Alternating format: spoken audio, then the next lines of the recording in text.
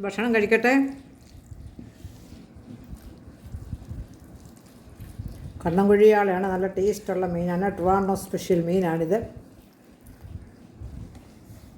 നല്ല രുചിയാണ്. ഫ്രൈ ചെയ്താലും നല്ലതാണ്, കറി വെച്ചാലും നല്ലതാണ്. ഫ്രൈ ആണ് കൂടുതൽ ടേസ്റ്റ്.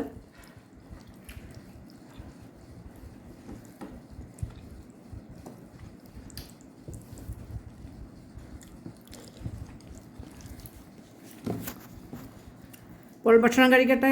ഓക്കെ, അപ്പം ഇതൊക്കെയാണ് ഞങ്ങളുടെ ഇന്നത്തെ ഉച്ചയൂണിൻ്റെ വിഭവങ്ങൾ. ഭക്ഷണം കഴിക്കാം.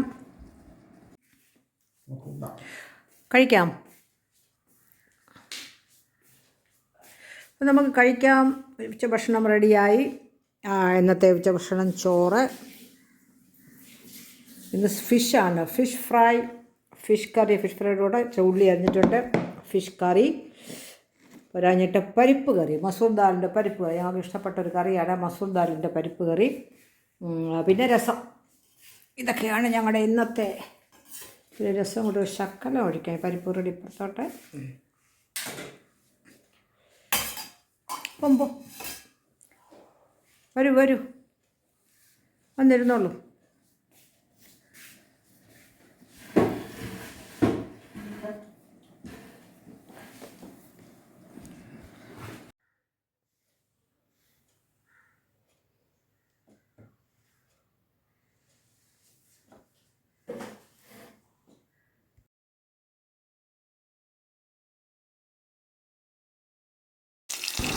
ഫിഷ് ഫ്രൈക്ക് മസാലകളെല്ലാം കൊണ്ട് അരച്ചു.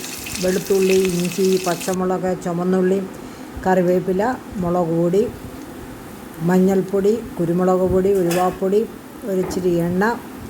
പിന്നെ വിനാഗിരി ഇല്ലാതിരുന്നത് കൊണ്ട് ഒരല്പം കുഞ്ഞ നെല്ലിക്ക വലിപ്പത്തോളം വാളൻപൊടി, അല്പം വാളൻപൊടി, ഒരു നെല്ലിക്കയുടെയൊക്കെ തന്നെ പകുതി, കാൽഭാഗം അത്രയും കൂടെ അരച്ച് ഉപ്പും പാകത്തിനാക്കിയാണ്. ഇച്ചിരി കട്ടിയുള്ള മീനായിരുന്നു, അതുകൊണ്ട് ഇച്ചിരി അങ്ങനെ അരച്ച് പുരട്ടി വെച്ചിരിക്കുകയാണ്. ബാക്കിയുള്ളത് ഞാനൊരു കുഞ്ഞ് ഡബ്ബയിലാക്കി വെച്ചു. ഇനി അടുത്തോളം കുറേ ഉണ്ടായിരുന്നു, അരച്ചപ്പോൾ നല്ലതുപോലെ ഉണ്ടായിരുന്നു. ബാക്കി എടുത്ത് വെക്കാം.